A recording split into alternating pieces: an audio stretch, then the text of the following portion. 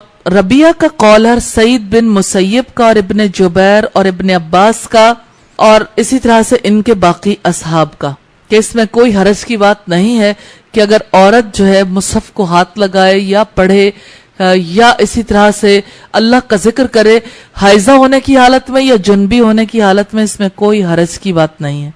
कोई बच्ची पर्चा देने जाती है उसको पीरियड्स में, मुझे ये बताइए एक फतवा किसी ने लगाया हो कि आपने इम्तिहान देने जाना है तो आयत नहीं लिख के आनी। इस्लामिक स्टडीज का पेपर है और बच्ची को हैज आया हुआ है, मुझे ये बताइए कि आप में से कौन रुका है आज तक? वहां तो नहीं रुके, वहां तो ये बात समझ आ जाती है। और जब यानी वैसे जनरली पढ़ने की बात आती है जो हमारा फर्ज है, हमारी जिम्मेदारी है, वहां पर ये बात रुकावट बन जाती है कि इसको क्यों पकड़ लिया।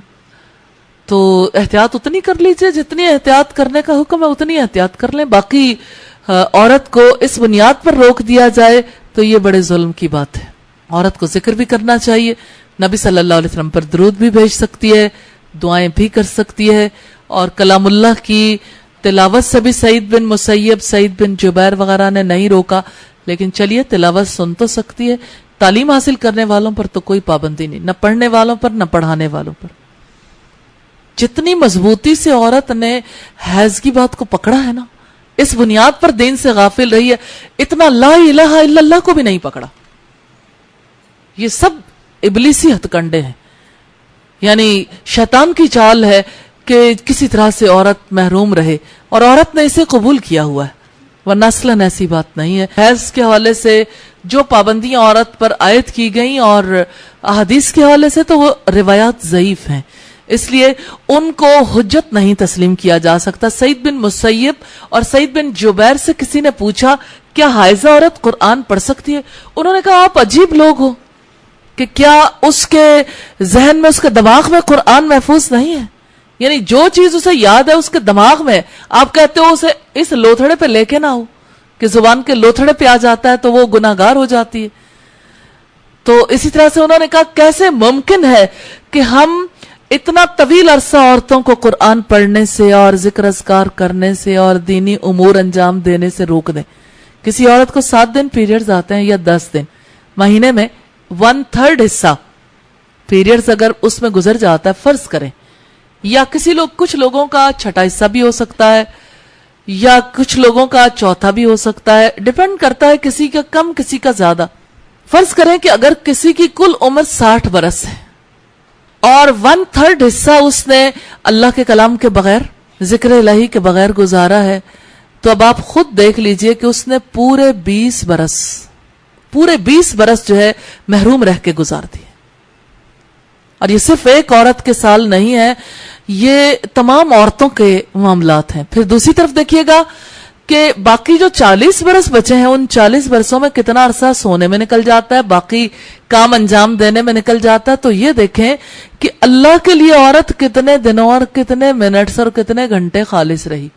तो हयात का कितना बड़ा वक्त है जो महज कयास की वजह से जाया कर दिया गया, और इतनी बड़ी मखलूक को महरूम कर दिया। मां की गोद ये ऐसी नस्लों को परवान चढ़ाती है, उसमें ऐसे बच्चों की तरबियत होती जिसकी वजह से बच्चे अल्लाह के दीन के खिदमत गुजार बनते हैं और उस दीन की सरबलंदी के लिए काम करते हैं। जिस मां को आपने महरूम कर दिया अल्लाह के दीन के इल्म से, अल्लाह के ताल्लुक से, अल्लाह के जिक्र से, उसकी औलाद कैसी होगी। इसी वजह से हमारी सारी नस्लों की नस्लें महरूम हो गई, असल महरूमी औरत की वजह से। तो ये साबित किया है इन उलमा ने कि ये नारवा पाबंदियां हैं जो आयत नहीं करनी चाहिए। उसमें एहतियात का काम जो है वो सिर्फ इतना है कि पढ़ने पढ़ाने के लिए अगर टेक्स्ट है तो टेक्स्ट के वर्ड्स को हाथ ना लगाए।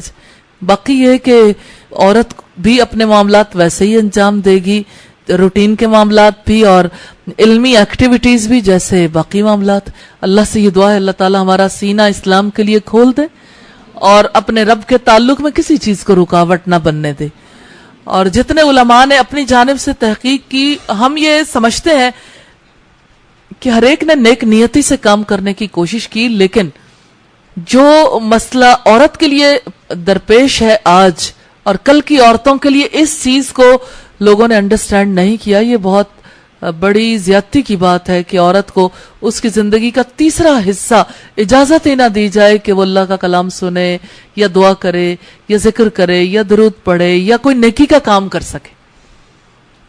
تو یہ بھی قدیم جاہلیت کے اثرات میں سے. اللہ تعالی ہم سب کو معاف فرمائے اور اللہ تعالی ہمیں وہ طریقہ اختیار کرنے کی توفیق دے جو جائز ہے، برحق ہے.